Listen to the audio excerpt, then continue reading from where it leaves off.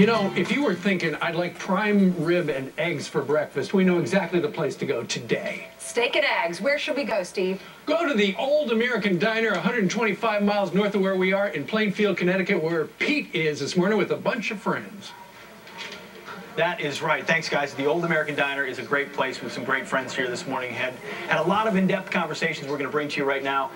We're here. It's a county, Windham County here, that went for President Trump for the first time of any president since George H.W. Bush. I'm here with a couple of Democrats, former Democrats, who crossed over, union guys, who said President Trump more represents their interests. Bill, you're a union carpenter, were for many years, and crossed over and supported President Trump.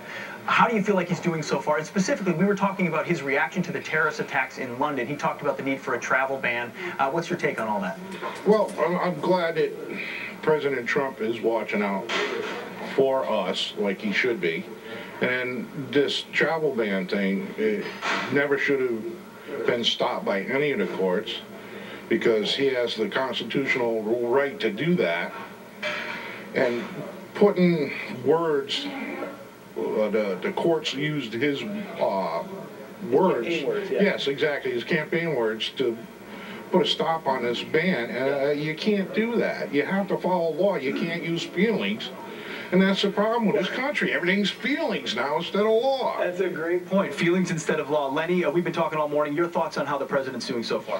I think he has our best interest at heart. And, you know, I think he took the job because he had the money, he had the recognition. I think he wanted to get into the position of power so he could make change for this country, to get the country back on track, mainstream, like America used to be. Like he said, let's make America great again. You said the Democratic Party left you. Why? Like Ronald Reagan once said, he was a Democrat, and he said, I didn't leave the Democratic Party. They left me, and I feel this is what's happened again. I voted for President Obama the first time, but I didn't feel the change he made, I felt, was not representative of what he promised, and I felt that the left fringe of the Democratic Party has driven them too far off the mainstream road, and that's why the country's going in the wrong direction, and they need to get back into the center again. Well, Brian, Ainsley, Steve, you heard it. Bill and Lenny kind of tell it like it is and feel like the president's doing what he said he wanted to do, which is make America great again. So we're going to keep bringing it to you here from Plainfield. And there's his breakfast right there. All right, Pete, thank you. Thank you, Pete.